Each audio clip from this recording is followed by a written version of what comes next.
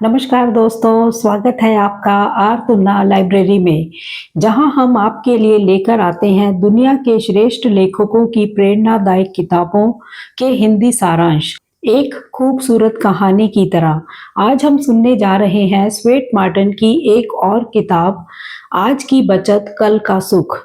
यह किताब हमें बताती है कि बचत का मतलब सिर्फ पैसों से नहीं, बल्कि हर उस चीज से है जिसे हम संभाल कर रख सकते हैं, चाहे वो समय हो, आदतें हो या हमारी ऊर्जा।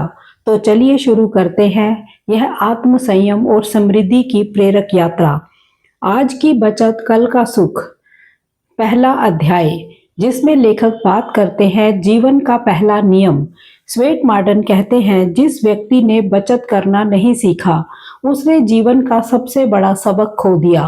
बचत केवल पैसे की नहीं होती, यह सोच, समय, ऊर्जा, आदतों और अवसरों की भी होती है। जो व्यक्ति आज हर छोटी बात पे सावधानी रखता है, वही कल बड़े सुख का अधिकारी बनता है। कई लोग यह सोचते हैं कि बचत का मतलब कंजूसी है, लेकिन असल में बचत का अर्थ है सही उपयोग।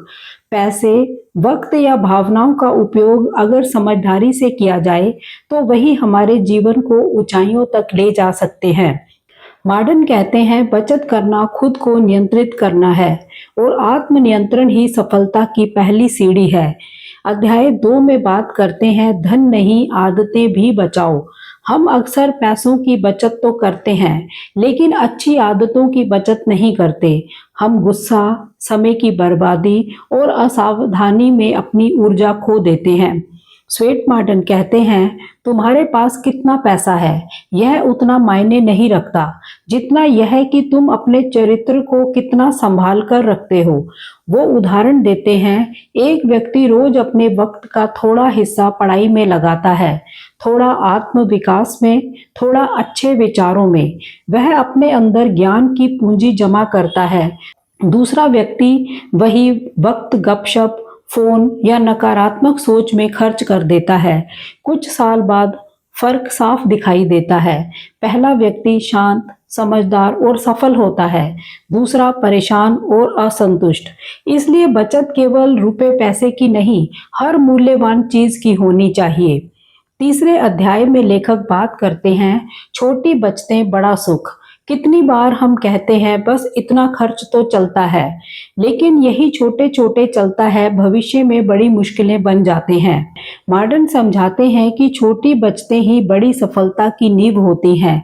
जो व्यक्ति रोज 10 रुपए बचाता है, वह साल के अंत में 3650 नहीं, बल्कि अनुशासन की पूंजी इकट्ठी करता है। यह वही अनुशासन है जो भविष्य में सफलता का बीज बनता है। वे कहते हैं, बचत धन की नहीं, आदत की भी बात है। चौथे अध्याय में लेखक बात करते हैं, बर्बादी सुख की दुश्मन। स्वेट मार्टिन के अनुसार बर्बादी वह चोर है जो चुपचाप हमारे सुख को चुरा ले जाती है। आज का आलस कल की परेशानी बनता है, आज की अनदेखी कल का पछतावा बनता है। जो व्यक्ति अपने समय और धन का दुरुपयोग करता है, वह धीरे धीरे अपनी आत्मशक्ति खो देता है। वो उदाहरण देते हैं, एक किसान जो हर साल बीज बचाकर रखता है, अगली फसल की गारंटी पाता है। दूसरा जो सब खर्च कर देता है, अगले साल हाथ खाली रह जाते हैं। जीवन भी ऐसा ही है। जो व्यक्ति आज बीज बचाता है, वही कल फल खाता है। 5वें अध्याय में लेखक बात करते हैं, बचत इज इक्वल टू स्वतंत्रता। बचत करने वाला व्यक्ति स्वतंत्र होता है, वह परिस्थितियों का गुलाम नहीं बनता। अगर उसके पास थोड़ा भी संचित धन, थोड़ा ज्ञान और मजबूत आदतें हैं, तो कोई भी मुश्किल उसको झुका नहीं सकती। मार्टिन कहते हैं, बचत से बड़ा कोई सुरक्षा कवच नहीं। जिसके पास बचत है, उसके पास आत्मविश्वास है, वह आत्मसम्मान से जीता है, वह दूसरों पर निर्भर नहीं रहता, और यही असली सुख है। छठे अध्याय में लेखक बात करते हैं, समय की बचत सबसे बड़ी पूंजी है। मार्टिन बताते हैं कि सबसे अमीर व्यक्ति वो नहीं जो पैसा बचाता है, बल्कि वो है जो समय बचाता है। वे कहते हैं, हर खोया हुआ पैसा लौट सकता है, लेकिन खोया हुआ समय वापस नहीं मिलता। जो व्यक्ति अपने दिन के हर घंटे का उपयोग समझदारी से करता है, वह भविष्य में वही व्यक्ति बनता है जिसे सब भाग्यशाली कहते हैं। लेकिन यह भाग्य नहीं, यह समय की बचत का परिणाम होता है। समय की बचत का मतलब है छोटी छोटी विलंबताओं को रोकना, अनावश्यक बातों में समय ना गंवाना और अपनी प्राथमिकताएं तय करना। 7वें अध्याय में लेखक बात करते हैं भावनाओं की बचत भी जरूरी। कई बार हम अपने गुस्से, जलन या ईर्ष्या में अपनी मानसिक ऊर्जा खर्च कर देते हैं। मॉर्डन कहते हैं जिसने अपनी भावनाओं पर काबू पा लिया, उसने जीवन की आधी जंग जीत ली। अगर हम हर आलोचना पर क्रोधित हो जाएं, हर असफलता पर निराश हो जाएं, तो हमारी ऊर्जा धीरे धीरे खत्म हो जाती है। भावनाओं की बचत का मतलब है अपनी शक्ति को व्यर्थ में बर्बाद ना करना। इस बचत से हमें मानसिक शांति और स्थिरता मिलती है। 8वें अध्याय में लेखक बात करते हैं आत्म संयम सबसे बड़ी बचत। स्वेट मॉर्डन का मानना है कि आत्म संयम सबसे श्रेष्ठ निवेश है। अगर हम अपनी इच्छाओं को नियंत्रित करना सीख जाएं, तो हम जीवन के किसी भी क्षेत्र में सफल हो सकते हैं। वे कहते हैं जिस व्यक्ति ने अपनी इच्छाओं पर काबू पा लिया, उसे दुनिया की कोई ताकत गरीब नहीं रख सकती। जब आप खाने, बोलने, खर्च करने या काम करने में संयम रखते हैं, तो आप अपने भीतर एक स्थायी शक्ति पैदा करते हैं। यही शक्ति आपको आत्मनिर्भर बनाती है। 9वें अध्याय में लेखक बात करते हैं भविष्य की योजना बनाओ। बचत केवल आज की सोच नहीं, बल्कि कल की तैयारी है। मॉर्डन कहते हैं जो व्यक्ति भविष्य की सोचकर आज तैयारी करता है, वही वास्तव में समझदार है।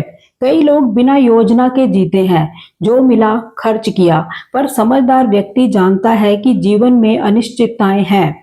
वह अपनी कमाई का एक हिस्सा, अपनी ऊर्जा का एक हिस्सा, यहाँ तक कि अपने समय का भी एक हिस्सा भविष्य के लिए बचाकर रखता है। 10वें अध्याय में लेखक बात करते हैं आध्यात्मिक बचत, आत्मा की पूंजी। स्वेट मॉर्डन हमें याद दिलाते हैं कि भले ही हमारे पास धन ना हो, पर अगर हमारे पास सदाचार है, तो हम सच्चे मायनों में समृद्ध हैं। वो कहते हैं ईमानदारी, दया और सेवा, ये वो पूंजी है जो कभी नहीं घटती। यह अध्याय हमें सिखाता है कि आध्यात्मिक बचत यानी अच्छे कर्म, अच्छे विचार और शांत मन रखना, यह जीवन की सबसे गहरी संपत्ति है। 11वें अध्याय में लेखक बात करते हैं बच्चों को बचत की शिक्षा दो। मॉर्डन कहते हैं बचत की आदत बचपन से सिखाई जानी चाहिए। अगर बच्चे समझ जाएं कि हर चीज की कीमत होती है, चाहे वो समय हो या खिलौना, तो वे भविष्य में समझदार और आत्मनिर्भर बनते हैं। 12वें अध्याय में लेखक बात करते हैं आज की बचत कल का सुख, यानी कि निष्कर्ष निकालते हैं। अंत में स्वेट मॉर्डन कहते हैं जिसने आज समझदारी से जिया, उसे कल पछताना नहीं पड़ता। बचत हमें सिखाती है संतुलन, संयम और आत्मनियंत्रण। जो व्यक्ति आज थोड़ा बचाता है, वह कल बहुत कुछ पा लेता है, धन भी, मन की शांति भी और जीवन का सुख भी। दोस्तों, यही थी स्वेट मॉर्डन की किताब आज की बचत कल का सुख की खूबसूरत और गहराई भरी सीख। याद रखिए, बचत का मतलब सिर्फ पैसे जमा करना नहीं, बल्कि अपने जीवन को संतुलित रखना है। हर वह चीज जिसे हम संभाल कर रखते हैं, वो कल हमारे लिए सुख बनकर लौटती है। अगर आपको यह ऑडियो बुक पसंद आई, तो वीडियो को लाइक करें, शेयर करें और सब्सक्राइब जरूर करें, ताकि ऐसे ही प्रेरणादायक सारांश आप तक रोज पहुंचते रहें। मिलते हैं अगली किताब में, तब तक के लिए सोचिए, बचाइए और सुखी रहिए। आर तुन्ना लाइब्रेरी, जहां हर कहानी एक नई प्रेरणा है। तो मिलते हैं अगली किताब में, तब तक के लिए अपना ख्याल रखिएगा। धन्यवाद। जय हिंद, जय भारत।